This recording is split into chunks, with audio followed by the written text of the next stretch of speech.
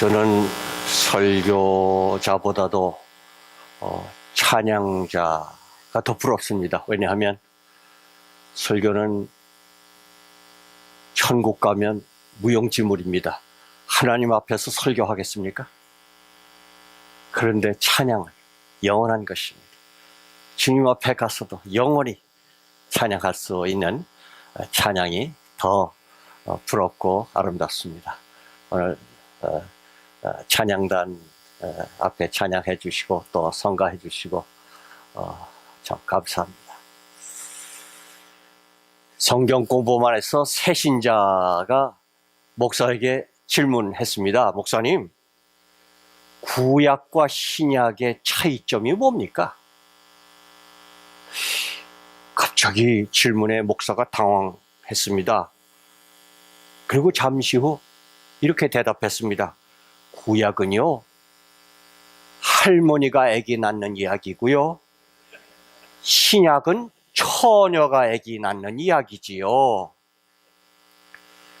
상당히 의미 있는 대답 같습니다. 구약은 90세 할머니가 사라가 아기 낳는 이야기로 시작되고요, 신약은 처녀 마리아가 아기 낳는 이야기로 시작되지요. 오늘은 처녀가 아기 예수님을 낳으신 성탄 주일입니다. 예수님의 탄생 기사는 마태, 누가, 요한 세 곳에 있습니다. 그런데 마태와 누가는 예수님의 탄생 과정이나 방법의 관점을 기자처럼 기사로 적었습니다. 거기에 비하여 요한은 예수님의 탄생과 목적과 그 의미에 중점을 두고 기록하였습니다.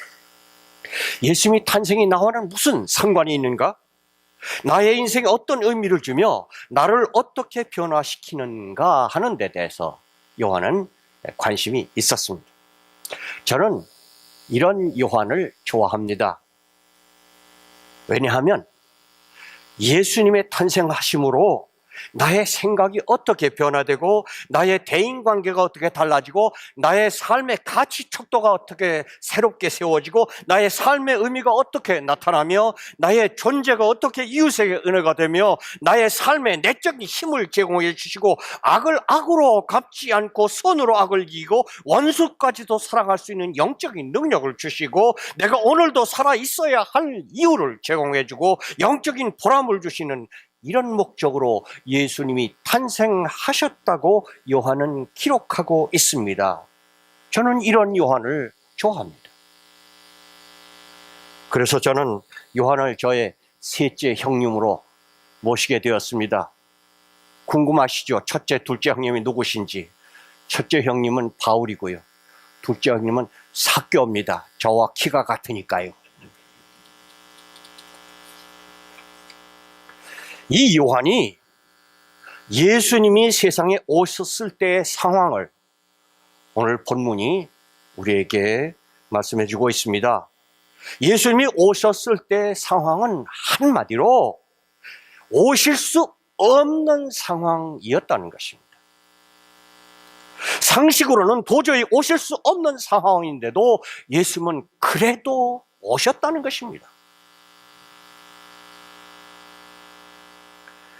그러면 그 예수님이 그래도 오셨다면 그 예수님을 맞이하는 우리는 어찌해야 하겠습니까?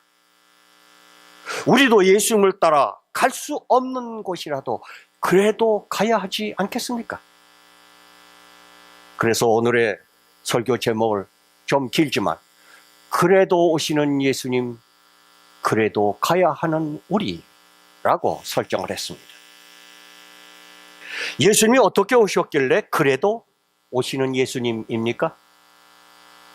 첫째로 예수님은 죽을 줄 알면서도 그래도 오셨습니다. 우리 본문 9절에서 11절 함께 읽겠습니다.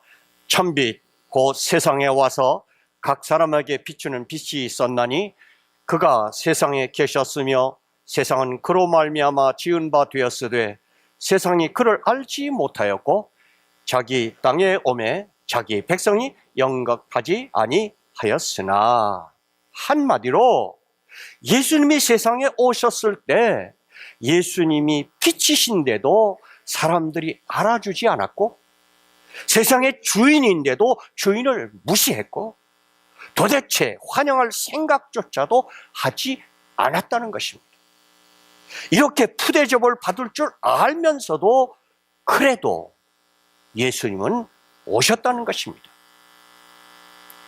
저의 셋째 형님 요한은 마음이 열이 있어서 이렇게 점잖게 표현하셨지만, 저의 첫째 형님 바울은 과격한 성격이라 이렇게 표현하셨습니다. 바울의 표현을 한번 보시죠. 빌립보서 2장 6절에서 8절 함께 읽겠습니다. 그는 근본 하나님의 본체시나 하나님과 동등됨을 취할 것으로 여기지 아니하시고 오히려 자기를 비워 종의 형체를 가지사 사람들과 같이 되셨고, 사람의 모형으로 나타나사 자기를 낮추시고 죽기까지 복종하셨으니 곧 십자가에 죽으심이라. 아멘. 한마디로 세상에 오시면 말도 못할 기막힌 일들을 당하시게 된다는 것을 뻔히 아시고도 그래도 예수님은 오셨다는 것입니다. 하나님과 동등한 가장 높은 신분이셨던 분이 가장 비천한 분으로 급강하는 것은 물론 아예 멸시와 천대를 받아야 하는 종의 신분이 되시고, 그리고 마침내 억울하게 죽기까지 할 것을 다 아시면서도 그래도 예수님은 오셨다는 것입니다. 수년 전 미국 올리게니 산맥 석탄 광산에서 갱도가 붕괴되어 3사람의 광부가 매몰되는 사건이 있었습니다. 이틀 후에 3인의 구조대가 갱 속으로 내려가게 되었습니다. 그런데 그 갱 속은 유독가스가 가득하여서 위험하다는 것을 알게 되었습니다. 그래서 기자들이 구조대원들에게 물었습니다. 갱 속은 유독가스 때문에 위험합니다. 그래도 내려가시겠습니까? 이때 구조대원들은 이렇게 대답합니다. 그래도 우리는 내려가야 합니다. 갱 속의 사람들은 구조가 시급합니다. 다시 말씀드립니다. 예수님은 하늘 영광 버리시고 세상에 내려오시면 영접받기는커녕 멸시받고 천대받고 핍박받다가 결국에는 십자가 형틀에 처형당하여 죽게 될 것을 알면서도 그래도 오신 것입니다. 만일 누가 예수님께 그래도 세상에 내려가시겠습니까? 하고 물었다면 예수님은 이렇게 대답하셨을 것입니다. 나는 다 안다. 그래도 나는 가야 한다. 세상 사람들은 구조가 시급하다. 이제 우리에게 물을 차례입니다. 하나님의 말씀대로 살려면 때로는 손해도 볼 것이고 체면도 깎일 것이고 자존심도 짓밟힐 것이고 무시당하기도 할 것이고 욕먹고 핍박받을 것입니다. 아니 때로는 죽어야 할 때도 있을 것입니다.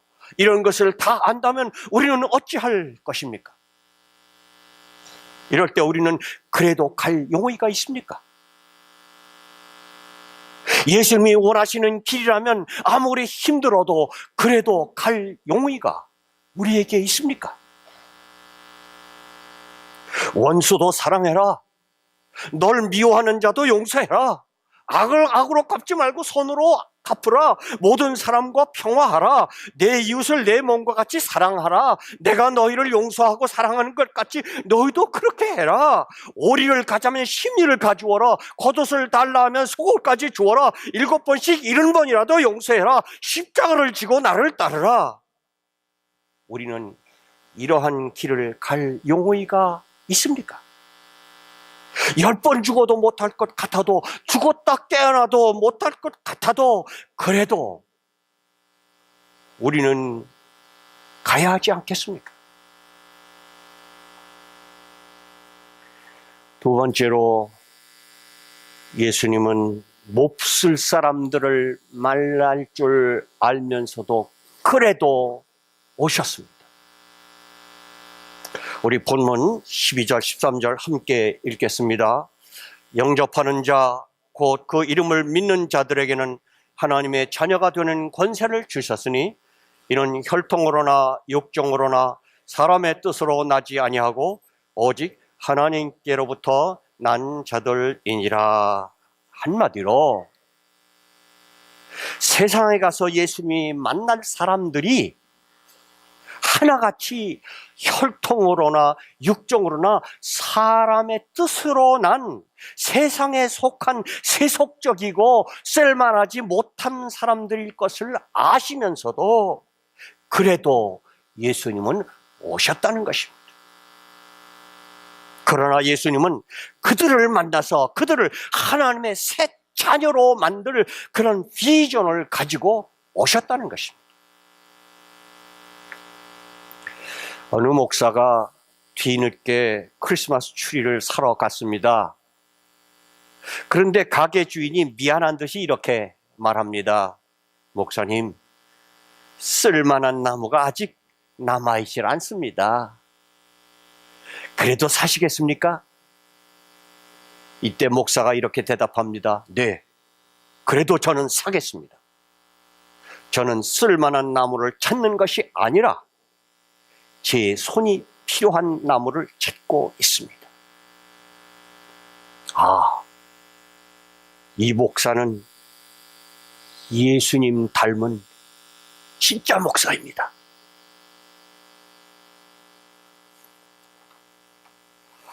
예수님은 쓸만한 사람들을 만나러 이 세상에 오신 것이 아닙니다. 마가복음 2장 17절 함께 읽겠습니다. 예수께서 들으시고 그들에게 이르시되 건강한 자에게는 의사가 쓸데없고 병든 자에게라 쓸데있느니라. 내가 의인을 부르러 온 것이 아니요 죄인을 부르러 왔노라 하시니라. 아멘. 예수님은 몹쓸 사람들을 만날 줄 아시면서도 그래도 오셨습니다. 보십시오. 예수님의 주변을 맴돌던 사람들을 보십시오. 거칠고 무식한 사람들, 어부들, 죄인의 대명사인 세리와 창녀들, 이방인들, 가난한 사람들, 과부들, 소외된 여인들과 어린이들, 병든이들, 문둥병자들, 거지들, 소경들, 하나같이 쓸모없어 보이는 사람들이었습니다. 그래도 예수님은 그들에게 오셨습니다. 이제 우리에게 물을 차례입니다. 만일 우리가 만나야 할 사람들이 마음에 안 드는 사람들이고 보기 싫은 사람들이고 인사조차 하기 싫은 사람들이고 대화하기 싫은 사람들이고 성질 더러운 사람들, 골치 아픈 사람들이고 말썽꾸러기이고 사회에서 지탄받는 사람들이고 어울리기도 창피한 사람들이고 과거가 안 좋은 사람들이고 질이 안 좋은 사람들이고 이런 사람들과 사귀고 전도하고 함께 교회를 섬겨야 할 줄 알면서도 그래도 우리는 이 길을 가야 할 용기가 있습니까? 예수님은 그래도 오셨습니다. 그렇다면 우리는 어찌하야겠습니까? 그래도 우리도 가야 하지 않겠습니까? 세 번째, 예수님은 인간에게 소망이 없는 줄 알면서도 오셨습니다. 그래도 오셨습니다. 본문 14절 함께 읽겠습니다. 말씀이 육신이 되어 우리 가운데 거하심에 우리가 그의 영광을 보니 아버지의 독생자의 영광이요 은혜와 진리가 충만하더라. 아멘. 우리가 예수님의 영광을 보니 이것은 세상에서 보지 못하던, 세상에서 보지 못하던 하늘의 영광이었다는 것입니다. 다른 말로 바꾸면 세상은 어둡고 추하고 치욕스럽고 영광스럽지 못하고 소망이 없는 곳인 줄 알면서도 그래도 예수님은 오셨다는 것입니다. 예수님의 탄생을 이사야 선지자는 그의 책 9장 2절에 이렇게 기록하고 있습니다. 우리 함께 읽겠습니다. 흑암에 행하던 백성이 큰 빛을 보고 사망의 그늘진 땅에 거주하던 자에게 빛이 비치도다. 아멘. 한마디로 사망의 그늘에 덮여 흑암에 행하는 인간에게 소망이 없는 줄 알면서도 그래도 예수님은 오셨다는 것입니다. 왜냐하면 오직 그분 예수님만이 죽음도 이기는 부활의 영광을 가지셨기 때문입니다. 그 영광을 주시면 우리도 영광스러운 새 생명으로 새로 날 수 있다는 비전을 가지시고 소망이 없어 보이는 우리에게 그래도 오셨다는 것입니다. 한 미술가가 동트기 전 겨울 풍경을 그림을 그렸습니다. 나뭇잎은 다 떨어지고 삭막한 가지마저 흰눈이 무거워 꺾여 있고 적막한 집은 어둠 속에 외롭고 쓸쓸하여 스산한 분위기마저 감돌았습니다. 옆에 그 그림을 보고 있던 친구가 이렇게 말합니다. 그림이 너무 처량하다. 그래도 너는 이 그림을 계속 그릴 것이냐? 그때 미술가는 붓에 주황색 물감을 찍더니 그 그림 집 창문마다 빛을 그려 넣기 시작했습니다. 와, 놀라운 효과를 내었습니다. 그림은 금세 밝아졌습니다. 평화와 희락이 가득하였습니다. 따뜻함과 행복이 넘쳤습니다. 사랑과 생기가 감돌았습니다. 전혀 다른 새로운 그림이 되었습니다. 예수님이 세상에 오셨을 때는 절망이었습니다. 암흑이었습니다. 죽음이었습니다. 미움과 전쟁과 분노와 거짓으로 가득하였습니다. 포기하고 싶고 찢어버리고 싶은 그림이었습니다. 그래도 예수님은 오셨습니다. 예수는 빛으로 오셔서 미움을 사랑으로, 정죄를 용서로, 어둠을 광명으로, 부끄러움을 영광으로, 죽음을 생명으로 우리의 마음의 창문마다 빛을 주어 우리 인생을 전혀 다른 인생으로 바꾸어 주셨습니다. 고린도전서 15장 42절에서 44절 우리 함께 읽겠습니다. 죽은 자의 부활도 그와 같으니 썩을 것으로 심고 썩지 아니할 것으로 다시 살아나며 욕된 것으로 심고 영광스러운 것으로 다시 살아나며 약한 것으로 심고 강한 것으로 다시 살아나며 육의 몸으로 심고 신령한 몸으로 다시 살아나나니 육의 몸이 있은즉 또 영의 몸도 있느니라. 아멘. 아멘. 그렇습니다. 우리 인간이 썩을 것, 욕된 것, 약한 것, 육적인 것에 갇혀서 소망이 없음을 알면서도 그래도 예수님은 오셨습니다. 오셔서 썩지 않을 것, 영광스러울 것, 강한 것, 신령한 것으로 바꾸어 새 소망을 주셨습니다. 새 영을 부어 주셨습니다. 할렐루야. 이제 우리에게 물을 차례입니다. 지금 우리의 주변은 온통 절망투성이입니다. 서로 간에 불신이 팽배합니다. 교회 간에 일치가 안 됩니다. 세상에 빛과 소금이 되어야 할 그리스도인들이 세상 사람들의 지탄이 대상이 되고 있습니다. 세상을 선도해야 할 교회가 오히려 세상에 끌려가고 있습니다. 소망이 없어 보입니다. 그래도 우리는 예수 믿는 것을 계속 해야 합니까? 예수님은 그래도 오셨습니다. 그렇다면 우리는 어찌해야 합니까?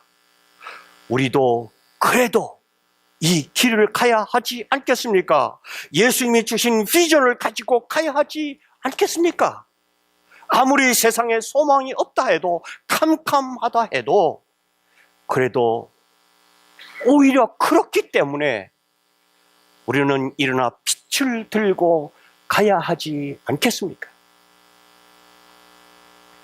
그래도 오시는 예수님 따라 그래도 가야 하는 우리,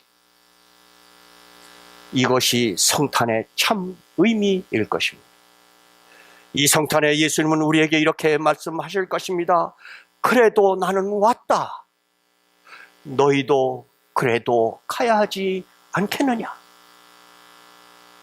누구든지 나를 따르려면 자기 십자가를 지고 나를 따를 것이니라. 아멘. 기도합시다. 그래도 오신 주님 따라 우리도 그래도 이 믿음의 길을 가야 하지 않겠습니까?